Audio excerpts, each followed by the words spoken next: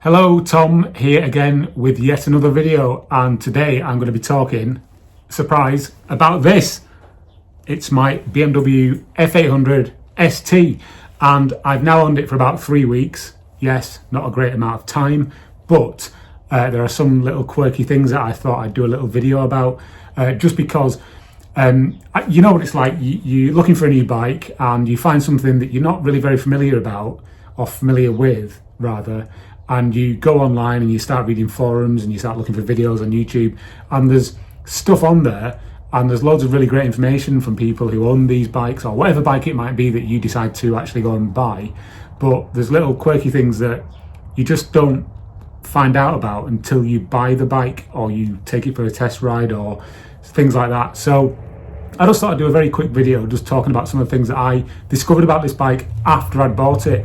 And these aren't like negative things. Oh, sorry about the background noise. Somebody on a bike there without any baffles in, clearly, just riding past in the background. So, but yeah, I just thought I'd do a very quick video just showing you some of the things that I've discovered about the BMW F800 since I've owned it. And yeah, just in case you're thinking about maybe buying one of these in the future, things you maybe want to look out for, and some of the nice things about the bike. So let's go and have a look. Okay, I'm going to start with the dashboard here. I didn't mention this in my sort of reveal video that I did on my channel a few weeks ago, and it's my own fault. I completely forgot. I got too carried away talking about, you know, things I didn't like about the bike. But I just wanted to talk a little bit about the dashboard. And you will see that you've got a nice big sort of speedo here. Speedo goes up to 150 miles an hour. I believe the actual top speed is about 130, not that I ever want to find that out. And you've got a nice rev counter here as well. Now, the thing that will probably draw your attention is this LCD screen here. Now, if I turn the bike on, it'll do its sweep, and you get all the usual kind of warning lights, oil, ABS flashing, neutral light is there. But what you get here is a nice little display which lights up, and it tells you all the various information that you might like to know. So you've got a clock, which is very handy. You've got a fuel gauge. Now, the thing about the fuel gauge is it doesn't actually show you the full amount of fuel in the tank. It only goes up to halfway, and then this detail here tells you how many miles you've got left. That's your range. It will only start going below the full mark on the fuel gauge when it's under half full. I believe that's right. This is what I've read on the internet. And then here you've got an oil temperature gauge, and then in the middle you've got your gear indicator, again, very useful. Now, if I move the camera over here to the left-hand switch gear, you will see there's a button. Now, if you press that button, you can actually change the information that is displayed on the LCD. So I'm going to press it. It tells you what the temperature is, the air temperature. So it's 10 degrees, very nice, balmy even. You've got that. I think that's your average speed that you've done on your last ride, so not too quick, and below the speed limit for the suburban roads that I generally ride on when I'm riding this bike. That's your miles per gallon, I believe, 63 miles per gallon, which is pretty good. I think that's for a trip, and then that's back to your miles left in the tank. So you can press these buttons here to change the clock if the clock is not set correctly, which it wasn't on this bike. So and then obviously you've got the miles there. So I've not done 25,000 miles. Two previous owners have done 24,000 miles, and I've done another 400 or whatever it is since I bought this bike. So yeah, I just wanted to show you the dashboard, which is really cool and is very useful when you're actually riding the bike. So I'm going to turn the bike off and I'll show you some other things as well.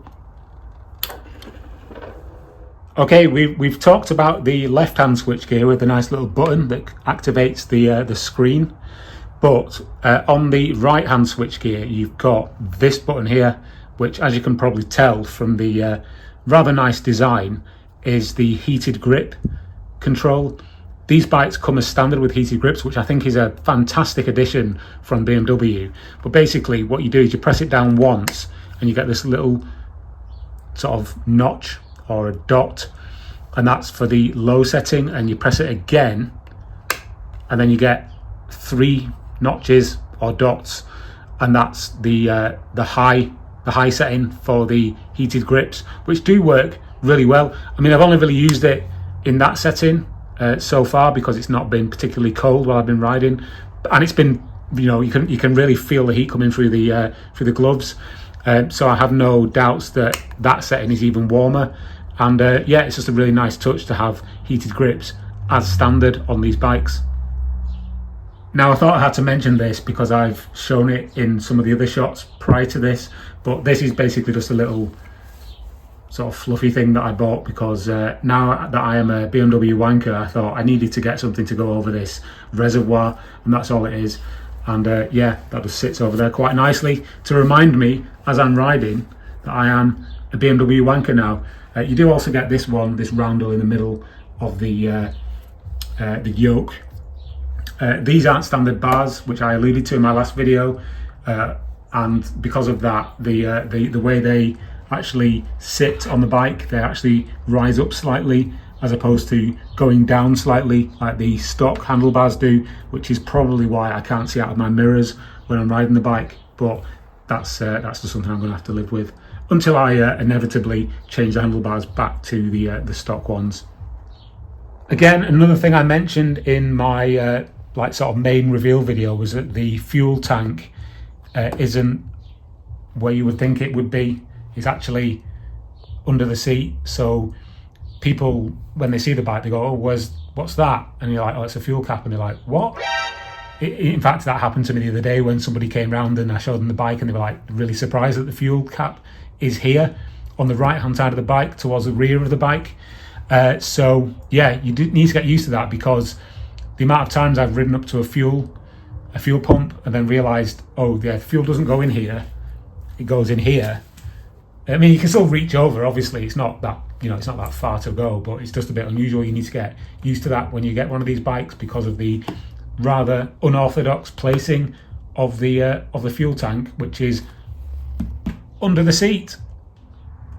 Next up, we have the belt drive. Again, mentioned on my previous video, but something that I wasn't aware of, and a lot of this information comes from the F800riders.org, the F800 forum on the internet, is that basically if you buy one of these bikes, what you should check is whether the belt is snug against this kind of rim at the side of the final drive gear, cog, whatever you want to call it, because I believe when these bikes were launched, there was a recall due to the axle coming slightly loose, and that can basically make the belt move more towards the edge of this final drive, what do you call it, sprocket, and that can be bad because it can technically, well, there's a danger of it actually coming off the sprocket, I believe.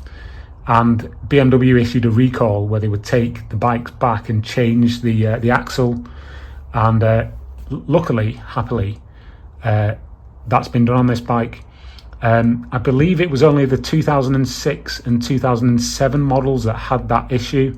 So if you've got one that's after that, then you should be fine. But just something to be aware of if you're looking at buying an early version of the F800ST or any of the other bikes in this kind of range from BMW. So yeah, just have a look at the belt and make sure it's up against that sort of lip on the final drive sprocket there.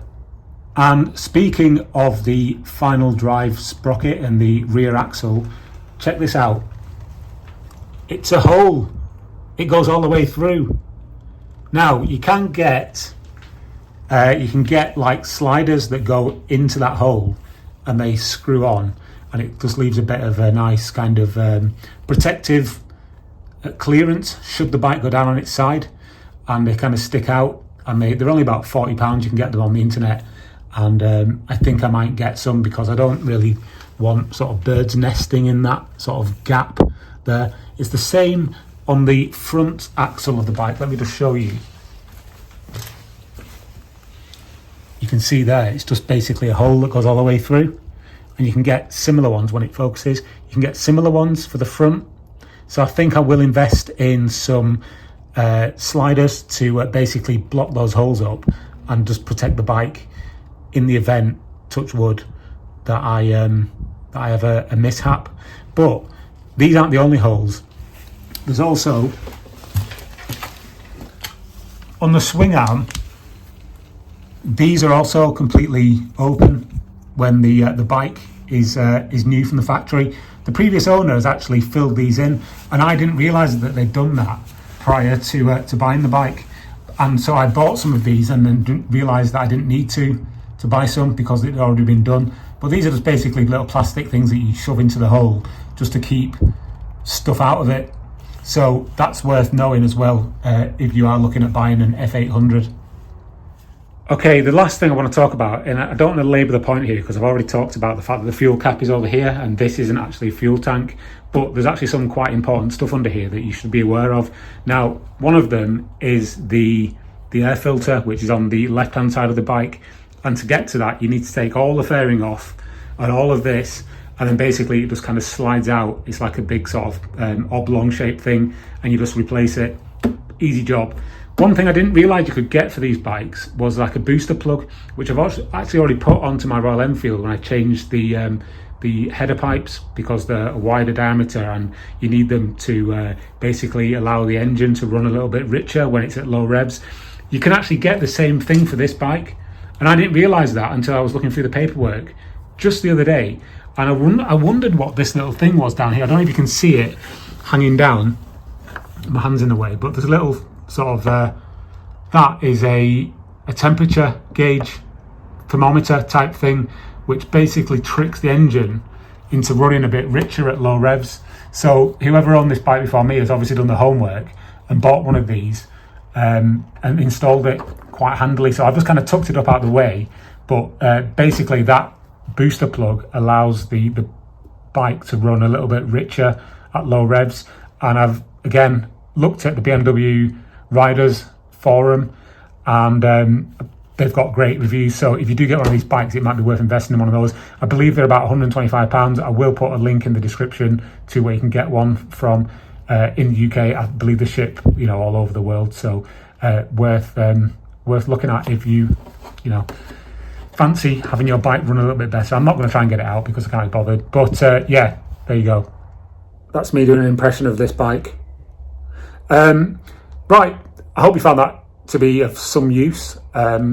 Just a few little quirky things about the F800 that you probably won't be able to find online unless you look at the F800 owners forum, which I did. But it's always good to see this kind of stuff in video format, I believe, just because it's easier to sort of understand. But hopefully you found this to be of some interest. And if you are thinking about getting an F800, do it. Obviously, do your research, have a look around the bike, make sure it's not an absolute death trap before you buy it. But so far so good with this one, so hopefully many more videos to come if I'm not boring you to death about it already. Right, thanks for watching, and I will see you on the next one. But I'm here today once again talking about this. Nearly smashed the windscreen off then. I'm talking about this, my F800 ST, BMW F800 ST.